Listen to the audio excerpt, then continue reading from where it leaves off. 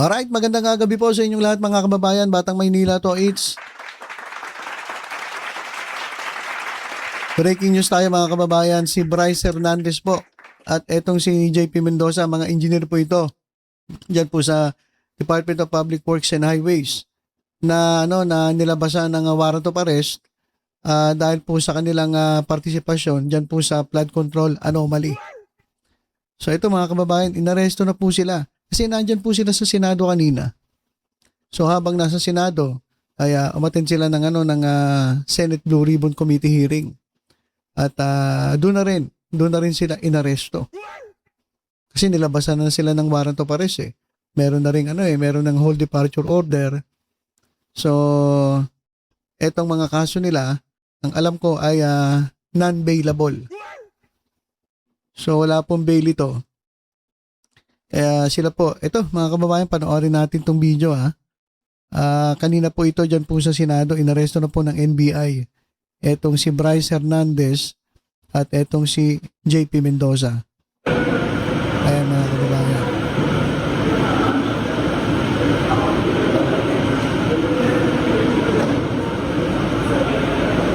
So from Senate,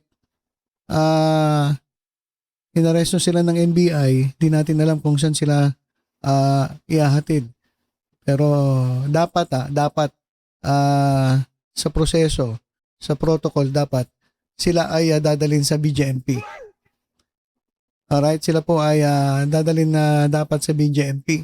At habang nag-hearing, doon sila ikukulong.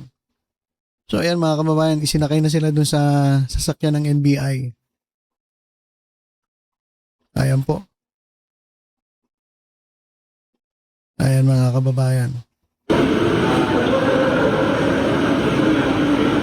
Kaya pinipirmahan na po yung transfer of custody from Senate to NBI. Okay, so transfer of custody pinirma na. Kasi ang alam natin sila ay nakakulong dyan sa Senate. So napupuno na itong Senate BNB. Sabi nila parang Airbnb na mga kababayan. Punong-puno na itong Senado ng mga nakadetail.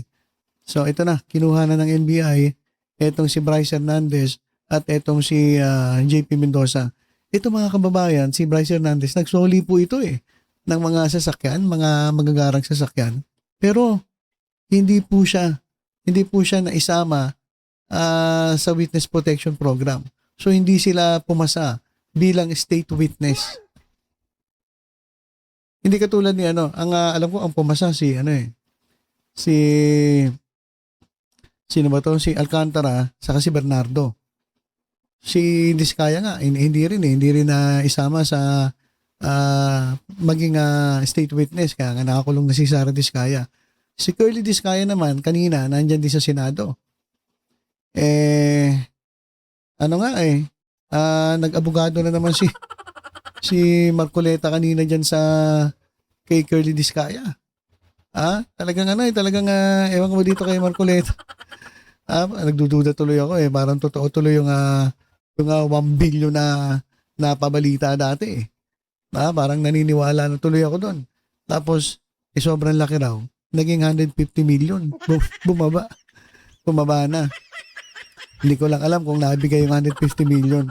So meron daw isang senator na nakipag-usap sa Diskaya tungkol nga dun sa ganon.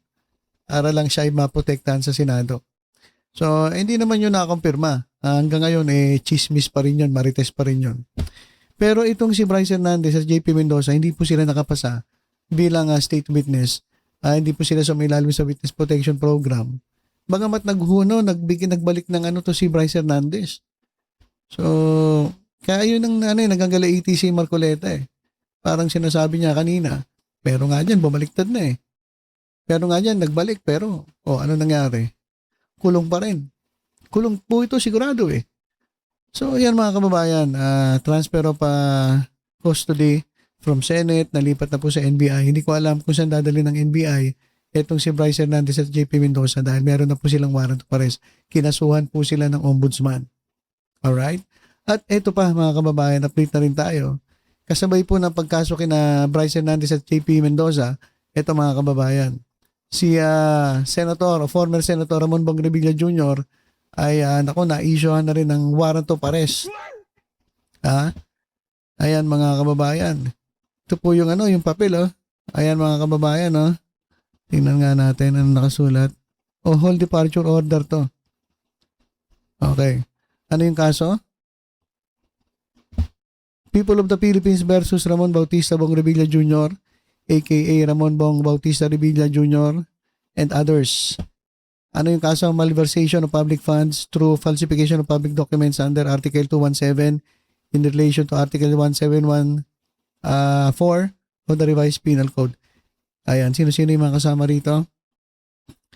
Ito si Bong Revilla, Bryce Hernandez, JP De Leon Mendoza, RJ Salvador Dumasig, Emilita Capistrano Huat, Juanito Coronel Mendoza, and Cristina May de Rosario Pineda. Okay. So ito mga kababayan, yung kasong ito po yung kaso sa Sandigan Bayan ng Ombudsman. Ito po yung nangyari sa Pandi, Bulacan. Ito po yung ghost project. Dito po sila talaga nangyari. Ang alam ko po ito mga kababayan, meron palang caption dito. Ito yung yung may kaugnayan sa 92.8 milyong halaga ng umano'y ghost flood control project sa Pandi, Bulacan na kinasangkutan ng dating senador. Ang nangyari kasi diyan mga kababayan, nagkuntsabahan itong mga yung mga pangalan na yan. Kita ba ng mouse ko? Nakita niyo naman yung mouse ko So itong mga pangalan na ito, nagkuntsabahan para po kumolekta. Grabe Wala pong itinayong proyekto.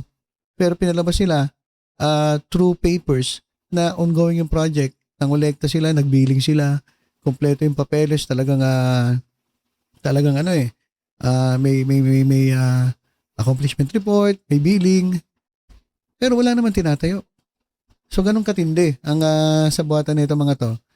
At ngayon nga ay nakitaan sila ng probable cause kaya nasampa ng kaso sa Sandigan Bayan. So, wala pa tayong balita kay former Senator Bong Revilla. Naku, uyan na naman tayo. Walang kasawa-sawa. Hindi na natuto. Hindi na, natuto.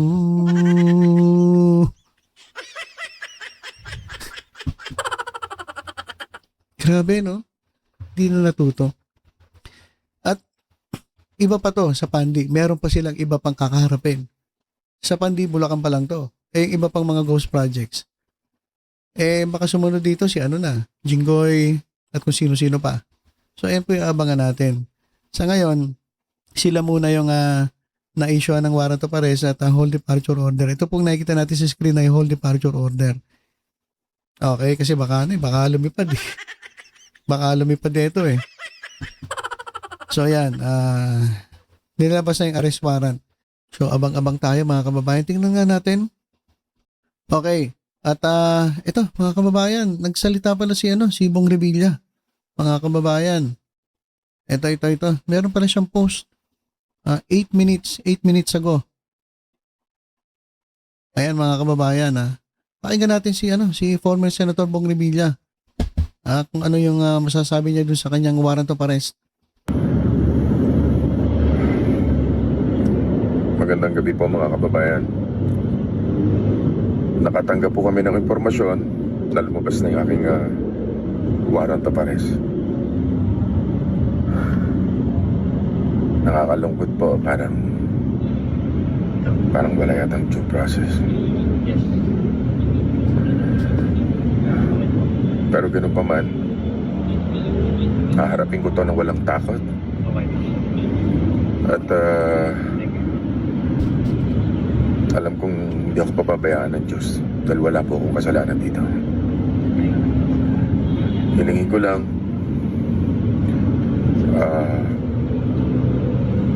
hingi ako ng panalangin at patatagin niyo rin po ang aking pamilya.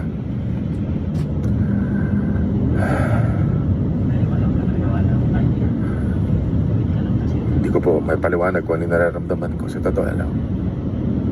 Napakasakit po para sa akin at para sa aking pamilya.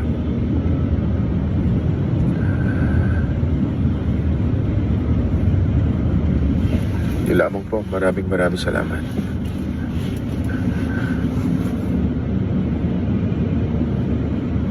Alam ko hindi ako papabayaan ng Diyos. Thank you po sa inyo lahat. Please pray for me. Okay. So yan mga kababayan, nagsalita pala si former Senator Bong Revilla at haharapin niya itong warrant of arrest laban sa kanya. So bumabiyahe siya eh. Hindi lang natin alam kung nasan siya ngayon. Pero baka malamang mamayang gabi, 10 oras ng gabi, ay makita natin. Kapag meron, di re-report natin. Baka sumuko siya at